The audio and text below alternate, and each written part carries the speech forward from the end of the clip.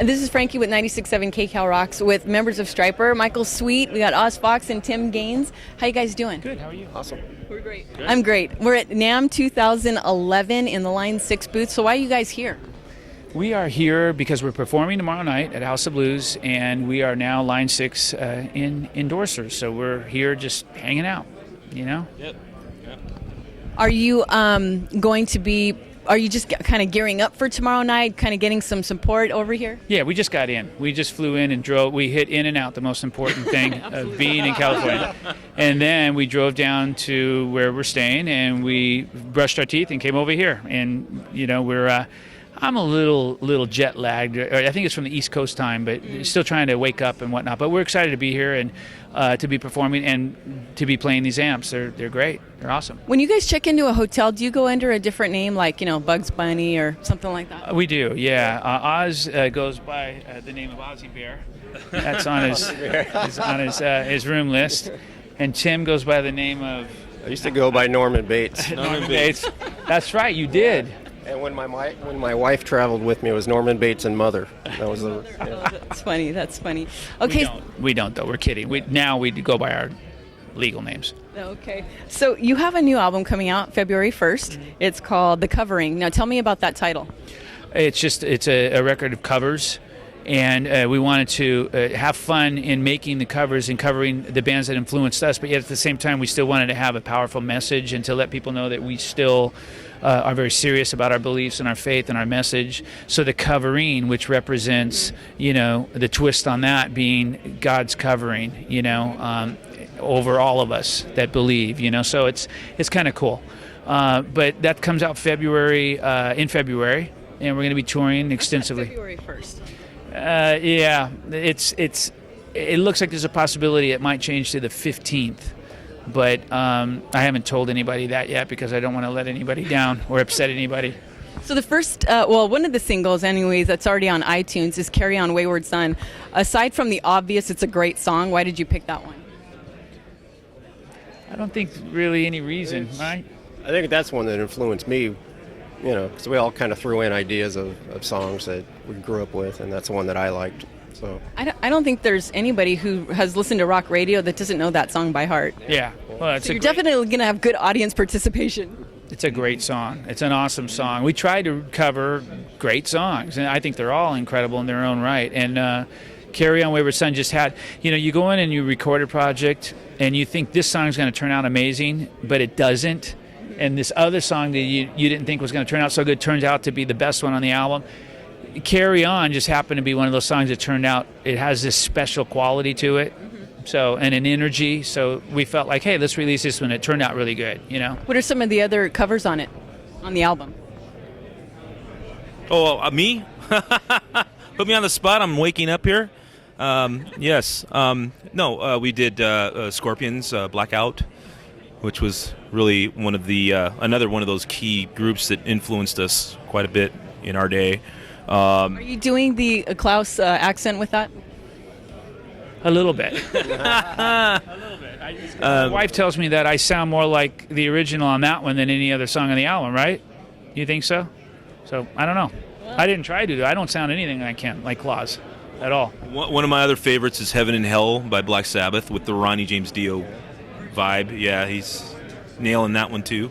So that's really good. Interesting. I'm anxious to hear it. Yeah. Highway Star, Deep Purple. Yeah, you know, that was fun. Pretty hot one. So you know, you've been together, give or take 27 years or so. Yeah, crazy. So when you first hit the metal scene back in the 80s, and you know, most metal bands are secular. What was your intention when you first started this to come out as a Christian metal band? Did you think it was going to take? What was your intention? I don't think we really cared if it did or not. I think we just wanted to like go out and you know, exemplify Christ in what we did. And we were really, but especially back during those times, really driven, and had this, you know, within the band, this fire that we just wanted to go and save the world, you know, and that's all we cared about. So we weren't caught up in, you know, all the numbers and we hope, how many tickets did we sell? Now it's like, hey, how many tickets did we sell every hour, But back then, it's like we could care less. So that was the beauty of it. I think it was really cool.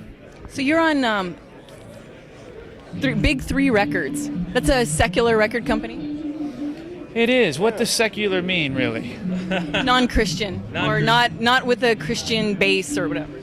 I gotcha. But I think some of the people there are Christians, so I don't know. I don't. I just mean like secular to me is they're not running their business or their lives or whatever. Well, maybe their personal lives, but the business is not a Christian-based business. Right. I hear you. Then yes, they're not a Christian label, but I know some of the people there are Christians and have deep faith and whatnot. So we work with anyone and everyone. We've worked with Christian people, we worked with non-Christian people, and I think God will use anybody at any time. I mean, just take the example of. I mean, I don't mean to go into a big preach here or anything, but preach it. God used Joseph, and Joseph partnered with Pharaoh. If you think about it. And Pharaoh was an idol worshiper, but God used Joseph to be an example to Pharaoh, and ended up using him in a huge way to save the Israelites. So, who's to say you're not supposed to work with people in the world? You have to be an example, or else how are they going to know? Well, exactly. You don't want to preach to the choir, right? Exactly. Absolutely. So there you go. So with the what's a Stryper show like now versus back then? Well, back then we didn't limp. Now we limp. Lots of insure, right? Back then we were waist sizes about 28, 29. Right, now we're like 32, 33, 34. We didn't have to try to cover receding hairlines. Now we do. Should I go on, guys? I'm talking more of like performance-based. No, okay.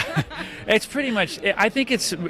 I personally think, and I don't say this in a boastful way at all, but I think we're better than we've ever been because there's this maturity, I think, that comes across. Back in the days, it was more of just kind of a jamming, like, running all over the place. And almost like we had to prove ourselves back then, and now it's like we've been established for so long.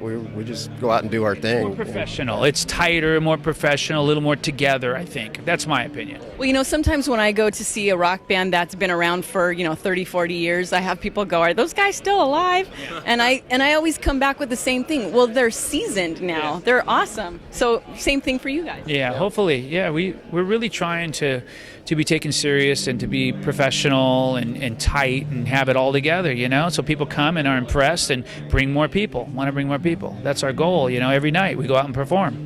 And to deliver a powerful message as well. See hearts and lives changed. Well, speaking of...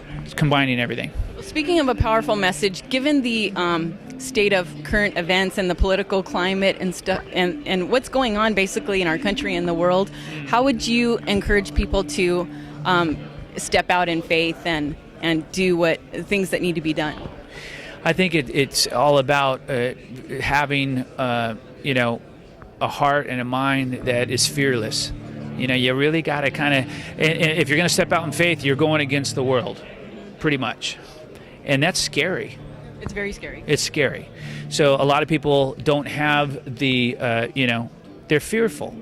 I'm fearful a lot of times to say things or to do things, but you got to kind of put that aside and step out in faith and just kind of go out there and just trust God that He's going to get you through whatever it is you're facing, That's it. Anything to add to that? Well, I mean, in all sincerity, our country needs more God in it. And the true God, not the God that everybody thinks is from TV and what everybody has made an image of Him as. I think that there's more to having a real relationship with God than most people think, and until they really experience that, they're never going to know. So, my challenge is for people to really look for Him and look for the truth and what He wants to give us, and especially through His Son Christ. So that's really what we're here to say. And what I've noticed is that you can really find Him in people. Yeah, absolutely. It's all about love, connecting. You see it in people who aren't believers. That's right. I mean, a lot of times, I know people that better examples of Christ than a lot of my Christian friends who are going to church every Sunday, you know? Yeah. So it comes out.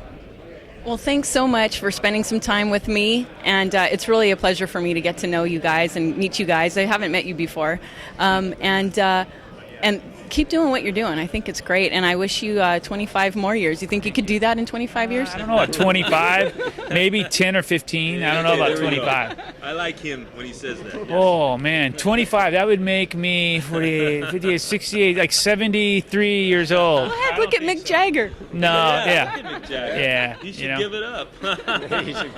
Wow. Man. All right, well, thanks, and have a great show tomorrow Very night. much. Thank See you. you later.